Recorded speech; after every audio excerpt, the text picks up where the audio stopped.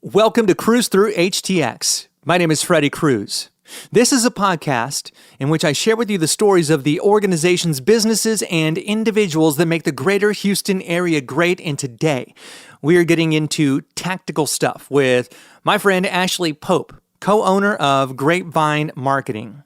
She's not just a pal, but also an agency client of my media company, Speak Podcasting. So I had to dive in and ask her all kinds of questions. From the marketing experts, you're going to hear things you need to do as a small business owner in terms of getting in terms of getting noticed on the internets and on social media, what works versus what doesn't, and how many times you should be posting on Instagram. This is her jam, so she's getting all kinds of tactical in terms of how to operate your business with social media strategy on Insta. You can check out Grapevine Marketing at grapevinemarketing.com. And if you get some value out of this podcast, please consider sharing with your family and friends from my website at cruisethroughhtx.com. Hi, I'm Ed Sheeran. This is Bruno Mars. Hey, it's Katy Perry. This is your man Flo Rida with Freddie Cruz. This is AJ Mitchell with Freddie Cruz. Freddie Cruz. Freddie Cruz. Tell your go pick Mr. 305 and you already know what it is. My name is Freddie, and it's time to cruise through HTX. Ashley Pope, what do people get wrong about marketing in Houston?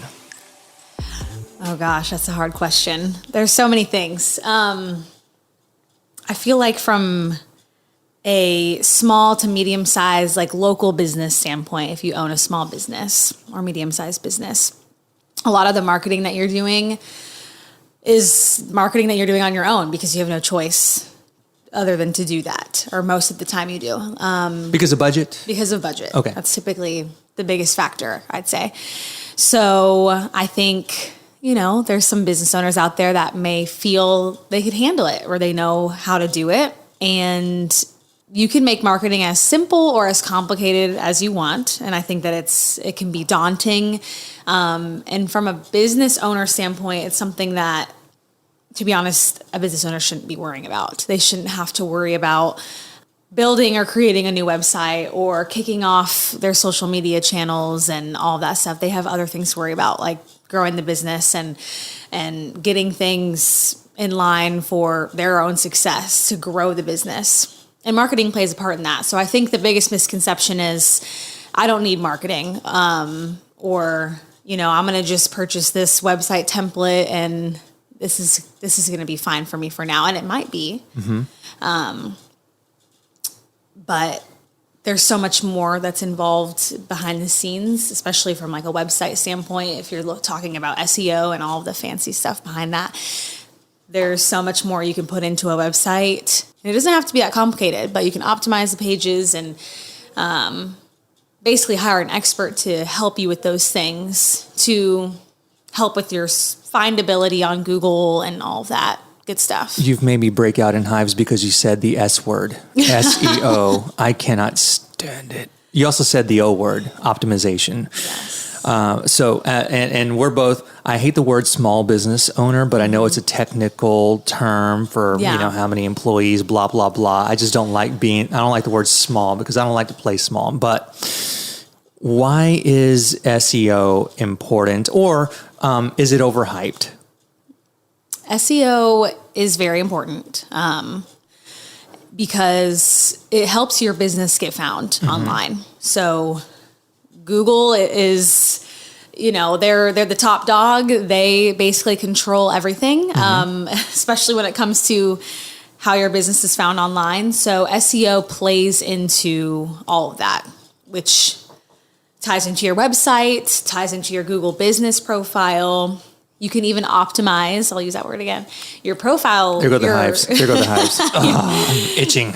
You can even optimize your social media channels for SEO purposes as well. No way, you can do that for social? Okay, so what social media account works best for optimization for SEO? So Pinterest and YouTube are actually your top two social media channels that will help with SEO. That makes sense. YouTube. Yes. I didn't know about Pinterest. YouTube's huge. Pinterest is another big one.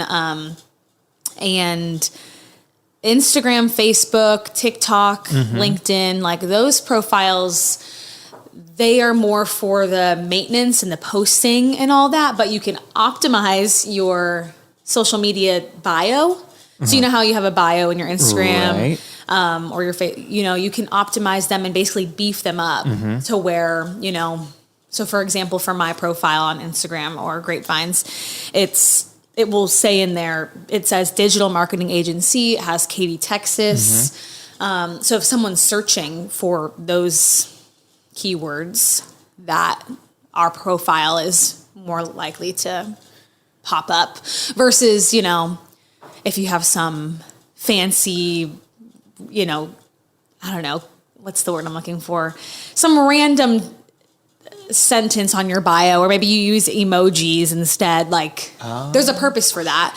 But if you're trying to get found, you should be concise and put in your bio, like, this is what I do, this is who I am, and that helps. You don't have to get cute with it. Yes, that's a good way to put it. Yeah. And I feel almost as creators, you are a creator because you're a marketing agency, me being a podcast media company, we are creatives. And so we have a propensity to want to get cute and to get bored with concise and clear, and this is what you got to eat your peas.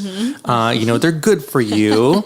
But yeah, you don't want to just be the rad marketing dude at gmail.com. To me, It sounds, and please correct me if I'm wrong, it sounds like I'm not going to get noticed as I would, let's say, if I was the marketing agency guy, the marketing agency owner in Katy, Texas, and said, radical marketing ideas no one's ever heard of. I don't know. So you're saying like if I got cute. Yeah, like being cute and fun, you're saying is going to help more. Is going to help less. Is going to help less.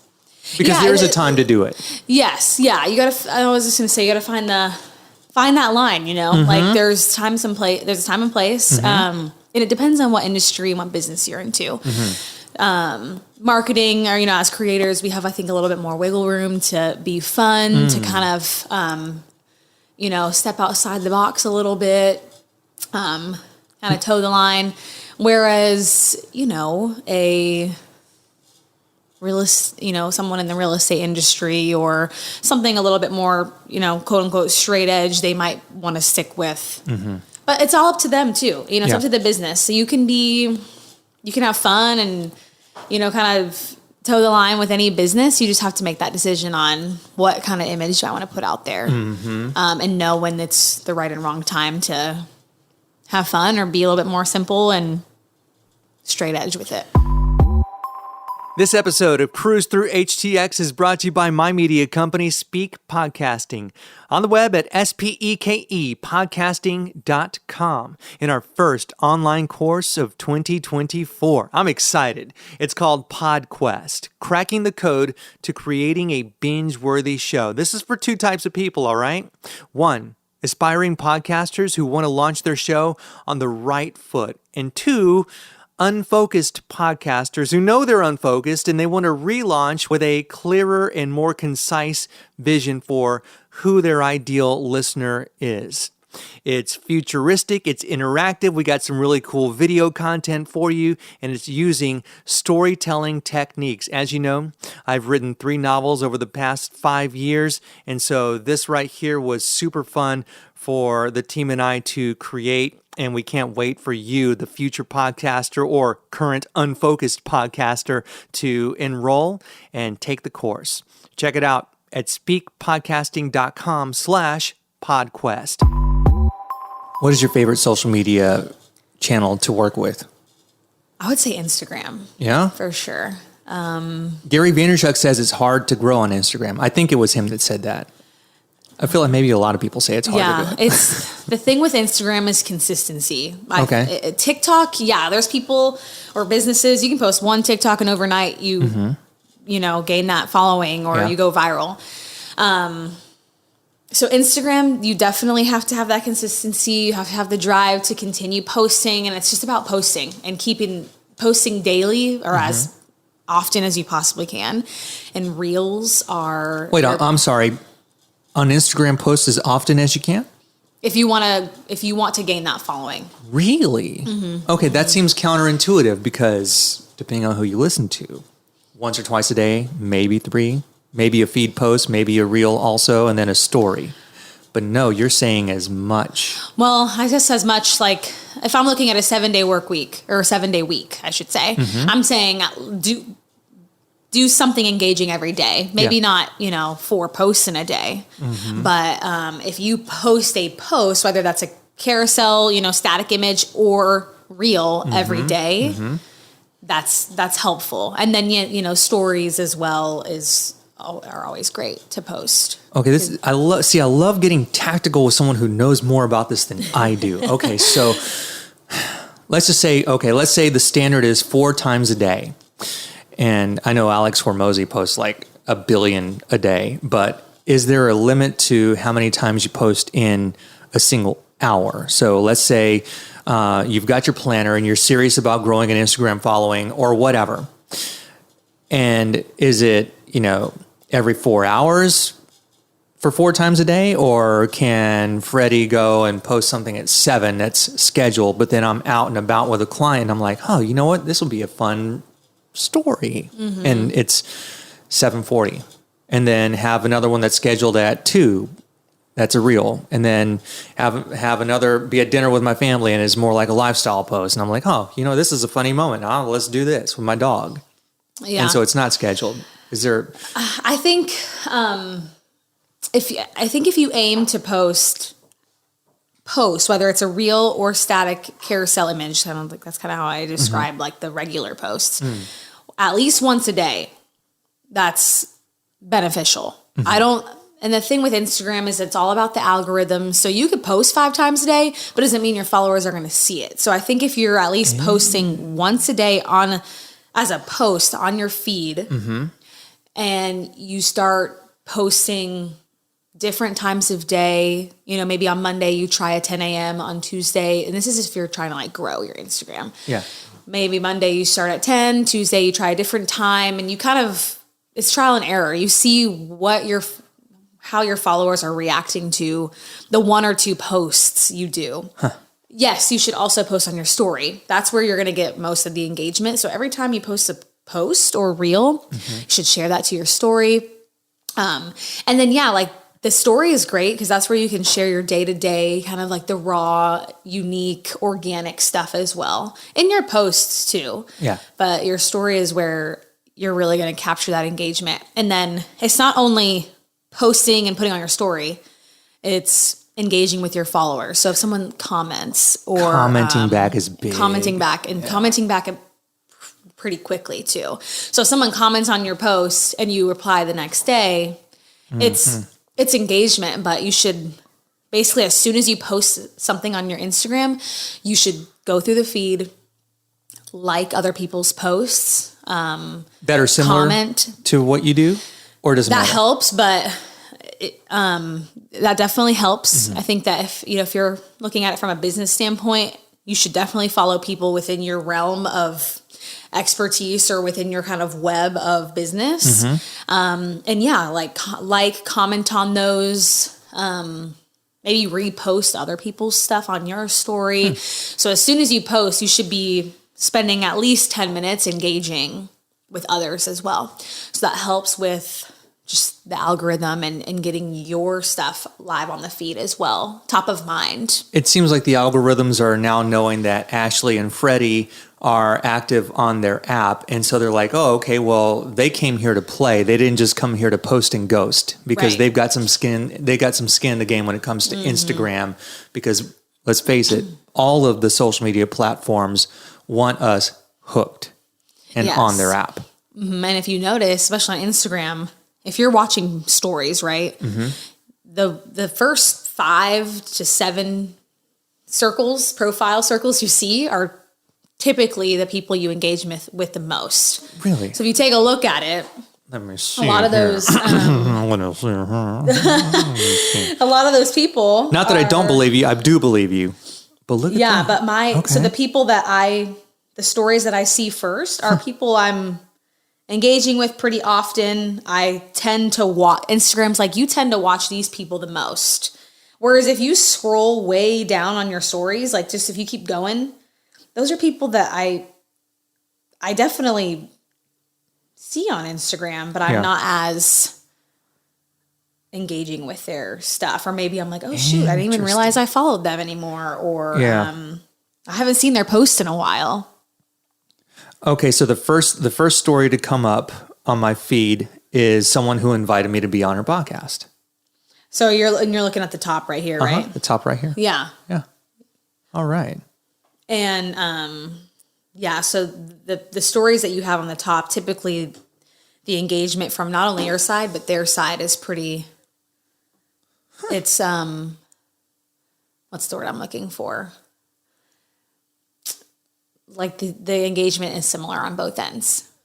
So they're likely engaging with your stuff too. So Instagram puts your profiles top of mind in those top. So you can see who's interacting with your posts without knowing who's actually kind of, yeah. And again, this is all. I know there's tons more research, and I feel like the thing with social media is it's constantly changing. Oh yeah. So what I'm saying today could be completely irrelevant in a month. Yeah.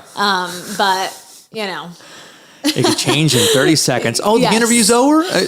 Yeah. No, I hear you. It's not like with LinkedIn where you can see who's viewing your profile. Mm-hmm. Exactly. Yeah. I wish. That'd be kind of cool if we could all see, right? Yeah.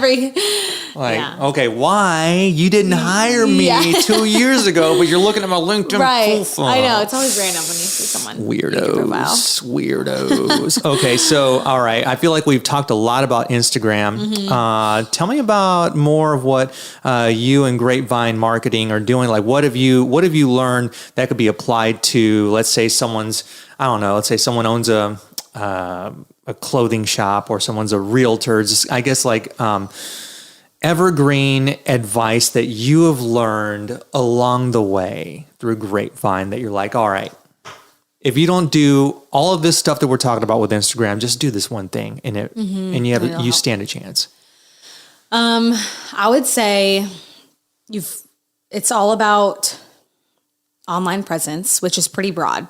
But to break it in like the simplest way, I would say you've got to have a website and you've got to have a Google business and at least 1 or 2 social media channels. Okay, when you say Google business, does that mean? So it's like a Google business profile. And when you search on Google, plumber near me, all of these different plumbing companies will pop up. Their listings do. Oh, okay. So as a business owner, you can create a Google business profile. And I'll use a fancy word again, optimize that profile. You're giving me hives. For your findability, for Yeah. that searchability aspect. Yeah. So if you have, think about your own,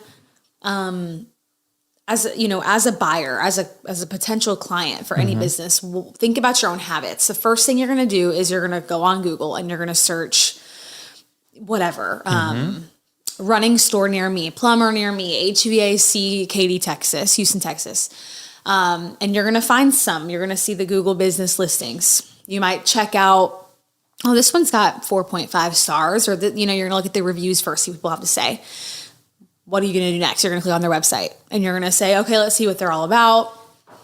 Their website looks clean. It looks put together. I know who they are based on their website. You might, depending on the industry, you might check out their Facebook and or Instagram to see, some more of the organic kind of raw day in the life stuff, just to see like, especially if it's someone you're inviting to your home, like a plumber or HVAC, to do service, you might take the time to look, take that next step past the website. Does this guy look like Post Malone, or does he look more like John Cena? Like, who am I going to be bringing? Who am I going to be working with? Yeah. Nothing wrong with Post Malone, by the way. No, nothing at all. Love Post Malone. Love face tats. But not really. Yes, like people like that comfortability to know, okay, this is the owner or these are the employees behind the company. So if you have a solid website, it doesn't have to be crazy. It doesn't have to be 10 pages. It can be 4 pages even, or less than that. But if you've got somewhat of a solid website, the Google business is huge, especially for that findability, like I had mentioned. Maybe, and this is just if you're starting off. And then Facebook and Instagram, I think if you've got those, you're in a good spot to showcase like I'm a legit business. My online presence is good. And that's it. If you start there, that's your foundation. And then you can work toward things like, okay, how can I gain more reviews? Google, like I said, Google is like the powers that be. If you have more reviews on your Google business profile, Google actually places you in like a higher bracket of business. So like if you're a plumber with 12 reviews and someone's searching for your services and you're against a plumber with 150, that one's going to win. It's just... Google will rank them higher. It's nothing personal. It's nothing personal. Stats. It's just stats, and Google looks at all the things. So then you can start working on. I've got my website and Google Business now. What can I do? I've got my Facebook. Okay, I need to start posting. I've only been posting once a week. Now I can maybe focus on posting a couple. Whatever. Yeah. Like if you start with that foundation, you're in a good place to be set up for success. Okay, and then as people who frequent businesses, this was really, really great stuff to hear, because if you like a particular, let's say, running store that sells special shoes for when you go on a 5K, or if you like a particular boutique that sells the thing that you can't get at a big box store, it is, I would dare say, incumbent upon you to leave them a 5-star review so that they can get boosted in the search bar. Because what good is having this place if you can't share it with the world? And then in a year, they have to shut down because of, whatever reason. And if, let's say, you kind of play a part in at least helping them For sure. beyond making a purchase. Absolutely. I would always encourage, especially, your small business friends. Like that's huge for us, for people who own a small business. It's anything helps. The engagement on the engagement on the social media posts, the reviews. Yeah. That's huge. More than likes. Yeah. Yeah. Comment, like, repost, please. Yeah. Well, this is all great Yeah. stuff. Ashley, one half of the driving force of grapevine marketing. Why did I say it like that? Okay. Grapevinemarketing.com. You can go and learn more about what she's got going on. And thank you so much for being on the podcast today. Thanks for having me. I appreciate it.